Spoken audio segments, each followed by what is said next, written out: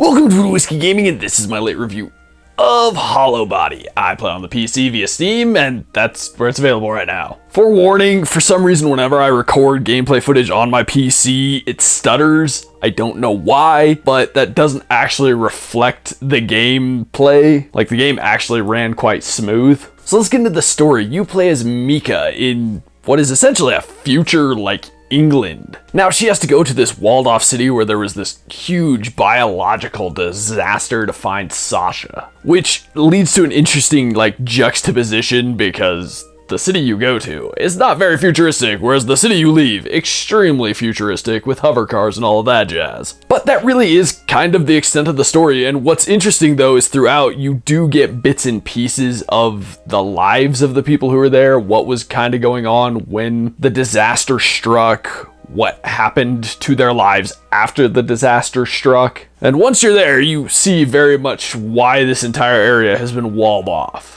I'm going to say that I felt like this was a bit story light, which was a little disappointing. I would have liked something deeper, but what was there I did enjoy. But let's move on to the audio, and the first thing I'm going to say is I was actually surprised at the voiceover work. I think it was way better than I was expecting from this game. I think more effort was put in than you would anticipate when you look at this game, which is good because I think it really adds to the experience, obviously. As for the music, I really don't remember the music that well, unfortunately. I just don't feel like it really stood out. When it was there, I think it worked. I just don't think it was a standout. And that could be because there really isn't a lot of time for music in this game because, spooky game, you've got a lot of spooky atmosphere stuff. It's less music and it's just tones that go on for extended periods of time that just kind of give you kind of a creepy, uneasy feeling. But there are also sound effects for the creatures in the world, the rain, all of that, and I think it's well done. Especially the sound effects, I think those just in general are very well done throughout this game. It's always a key element to a good horror game, and they nail it here. But let's get on to the gameplay mechanics and whatnot, and this is a third-person, occasionally fixed camera, survival horror game. I will say, a little light on the survival elements. I got so much more ammo than I could have ever needed, as well as healing items. I really didn't use that many. I think I used 2, maybe 3 the entire game. But that's also because the game's kind of split up into 2 sections, I guess you could call it. There's times where you're running through the town and it's very open. The enemies do follow you, but they're not generally fast enough to be a threat. So you can really just weave around and get past them without any major danger to you. But then there's the times when you're in the hallways of a building or something, then you can't avoid them and you do have to fight them. But still, with the melee weapons, I rarely took enough damage to be in danger and I had plenty of ammo. But what I did love about this game is it really takes you back to the classic Silent Hill, which is this game's kind of idea. It's very much meant to be and feel like a Silent Hill game, really. Not from a story standpoint, but just overall gameplay and whatnot. And they capture that perfectly. You do have the puzzle solving, the running about, finding stuff, but what they really nail is the atmosphere and the directing, I guess you'd call it. Having moments where there's build up and you're waiting for this jump scare to happen, something to pop out, and it doesn't. And the music and just everything builds to that moment and it doesn't happen, which just prolongs the tension, kind of like classic Silent Hill. But other things I love are you find phones and that's how you save, but the first time you answer a phone, you have these creepy conversations with some sort of entity, something, I don't know what it is. Well, I do know what it is, but I'm not gonna say what it is. But also you have your wireless communicator, the Kotak, and if you go to certain areas with it, you get kind of a flashback. It's not quite a flashback, but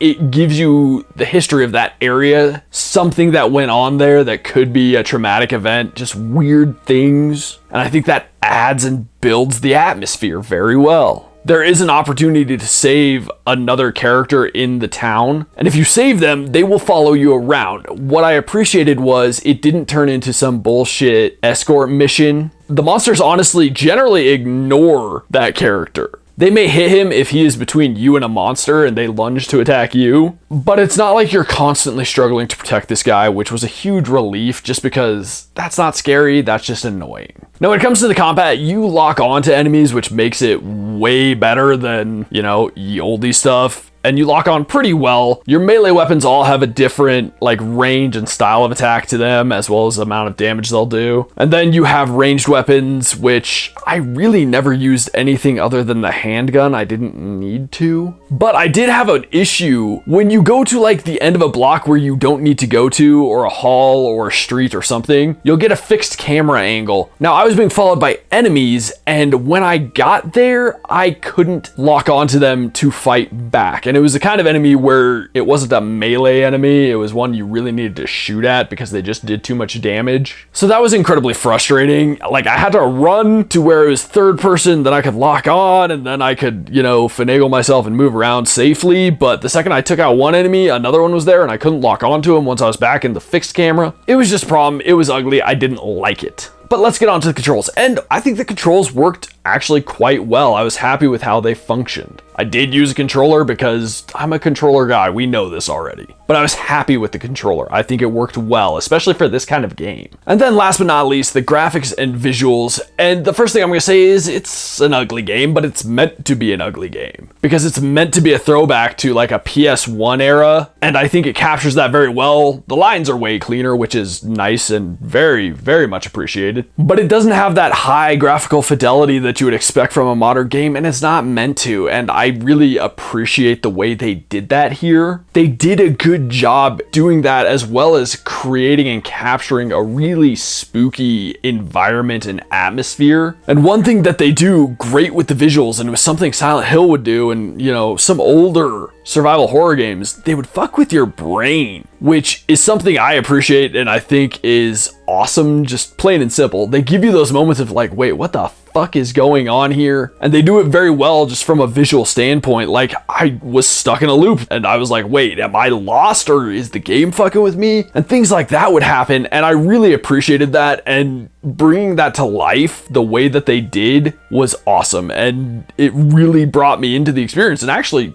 did a good job creeping me out, which is a little unexpected considering how dated this game looks compared to, you know, anything nowadays really. But it just goes to show that while visuals can be important, graphical fidelity is not. Well designed, well thought out visuals, the design of them matter, but like high-end graphics don't necessarily matter when it comes to telling a great story. The rain effects were actually pretty cool in this game and way more advanced than something that would have come out on the PS1. The creature design I could have been more impressed by. Not to say that it's terrible by any stretch, I just would have liked a greater variety, but I did actually appreciate what they brought to life from the city, the state that it's in, I should say town. You're in an apartment building and it's decrepit and it looks great and it's spooky and it just works. Then when you're running around the village, town, whatever, again, it's dark, it's spooky, it's rainy, it's decrepit. When you go into the houses, they fit. All of it just does a great job and shows the effort that the designers put in to build this atmosphere, and it just really impressed me. So to get into the wrap up, to put it very simply, I really enjoyed this game. If you don't like horror games, you're not going to like this, but if you want a good horror game, this is a good horror game. I have no problems recommending this. I really want it to come to the PS5 and Xbox. I think that would be great. Fully recommended. Just that simple, if you like horror anyways. Okay, in the comments down below, since Silent Hill 2 is coming out soon, are you excited for it? Are you worried about it? And as always, thanks for watching. If you enjoyed the video, please hit that like button. And if you like what I'm doing in general, share and subscribe. Have a good one.